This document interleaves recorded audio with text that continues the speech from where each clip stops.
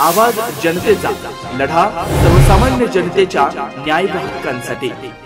मी राजकीय क्षेत्रात काम करणारा व्यक्ती नाहीये, एक सामान्य तुमच्यासारखाच कार्यकर्ता आहे। देवळालीवरती जीवापाड प्रेम करणारा, या काळ्या मातीमध्ये माझा जन्म झालाय। जगाच्या पाठीवर कुठेही जरी गेलो तरी या काळ्या मातीची नाळ आणि इथल्या लोकांची माझे जो काय संवाद आहे, जो काय सहवास आहे, तो आयुष्याच्या शेवटच्या क्षणापर्यंत न विसरणारा देवळालीतला तुमच्यासारखा एक कार्यकर्ता मी नेता नाहीच आहे नक्की। काही चुकलं मुकलं तर मी फार वेळ घेणार नाही, कारण की नगराध्यक्षांनी सगळं विस्तृत सांगितलंय। मी फार वेळ घेणार नाही कारण की मला बोलण्याची फार सवय नाही, त्यामुळे या बोलण्यामध्ये जर काहीच चुकलं मागलं तर तुम्ही मला आपला माणूस म्हणून वडिलकीच्या नात्याने माफ कराल ही अपेक्षा। आज देवळाली नगरपालिकेच्या नारळ वाहण्याच्या शुभारंभाच्या प्रचार शुभारंभाच्या कार्यक्रमाच्या निमित्ताने उपस्थित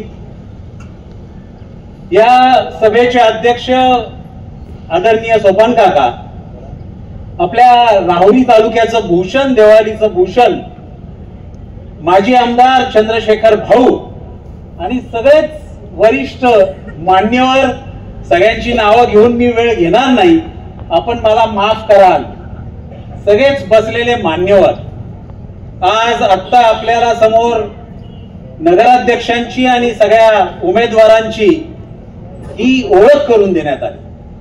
ते सगळे नगराध्यक्ष आणि उमेदवार, मी आपल्याला एक विश्वास देतो, मी देवळालीची इलेक्शन गेली 35 वर्ष जवळनं बघतोय। नुसती बघतच नाही तर कधी कधी सामील होतोय। आज जरी पहिल्यांदाच तुमच्या समोर ती उभा असलो तरी भाऊंच्या पहिल्या इलेक्शन पासनं तुमच्या समवेत गावाच्या विकासाचा विचार करताना एक चांगला उमेदवार द्यावा यासाठी नेहमीच माझ्या खारीचा वाटा हा राहिलेला आहे। पण एक तक्रार आहे देवळालीकरांच्या बाबतीतली माझी। आम्ही पुण्यात राहतो, इलेक्शन आलं की मोठ्या प्रेमाने तुम्ही आम्हाला बोलून घेता। काय बरं राव, गमतीचा भाग सोडून द्या, ते आम्हालाही प्रेम आहे मनातनं, त्यामुळे आम्हालाही ओढ असते। कधी तुमची हाक येते आणि मग त्या हाकेला ओ म्हणून आम्ही इथे येतो, याची आम्ही वाटच बघत असतो। एवढ्या मोठ्या संख्येने उपस्थित श्री शक्ती आज मला इथे दिसते विशेष। देवळाली मधले सगळे माझे नागरिक बंधू भगिनी माता पत्रकार नक्की मतदान करेल, कमळाच्या चिन्हावरती तो नक्की 100% मतदान करेल। पण ही मोठी जबाबदारी आपल्या सगळ्यांना घ्यावी लागेल।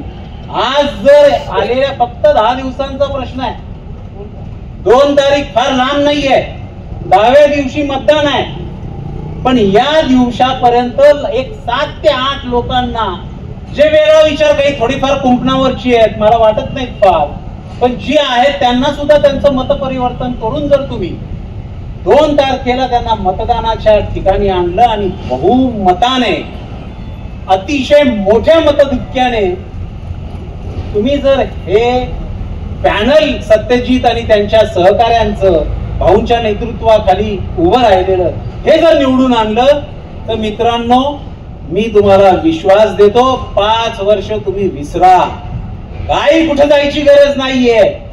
सत्यजित कडनं मी स्वतः त्याला करायची सांगायची सुद्धा गरज नाही। त्याने ज्या पद्धतीने विस्तृत वाड्या वस्त्यांवरच्या रस्त्यांचा असेल, पाणी प्रश्न असेल, बाकी व्यवस्था असेल, तिथल्या सुरक्षेचा विषय असेल, माया बहिणींचा विषय असेल, या बाबतीमध्ये त्याने जे भाष्य केलेलं आहे, दुर्लक्षित इथला समाज आहे, अल्पसंख्याक आहे, त्यांच्या बाबतीतला हा जो काय त्याने विचार आपल्या समोर ती मांडलेला आहे, हेच सलोख्याचं जीवन, हीच खरी देवळालीची ओळख। मी गल्लीपासून दिल्लीपर्यंत फिरतो, नेत्यांमध्ये आणि जे देवळालीला ओळखतात, जे अण्णासाहेब कदमांपासनं त्यांच्या बरोबरच्या लोकांपासनं, भाऊंपासनं सत्यजित पर्यंतच्या पिढीला ओळखतात, ते मला सांगतात की देवळाली म्हणजे सर्व गुण संपन्न लोक आणि अतिशय सुसंस्कृत गाव. ही ओळख जर पुढे अशीच ठेवायची असेल आणि आपल्या पुढच्या सगळीच्या सगळी कामं करून घे. मी वरच्या स्तरामध्ये सुद्धा खूप मोठ्या प्रमाणामध्ये दिल्लीपासून गल्लीपर्यंत किंवा मुंबईच्या नेत्यांमध्ये मी फिरतो. माझ्या बरोबरचे काम केलेले विद्यार्थी परिषदेमधले आज बिहारचा जो काया पालट केला त्यातले प्रभारी आपले विनोदजी तावडे आम्ही बरोबर काम केलं. नवनवीन घडामोडी आणि सत्य बातमी पाहण्यासाठी आजच आमच्या YouTube चॅनलला सबस्क्राईब करा, शेअर करा आणि लाईक नक्की करा.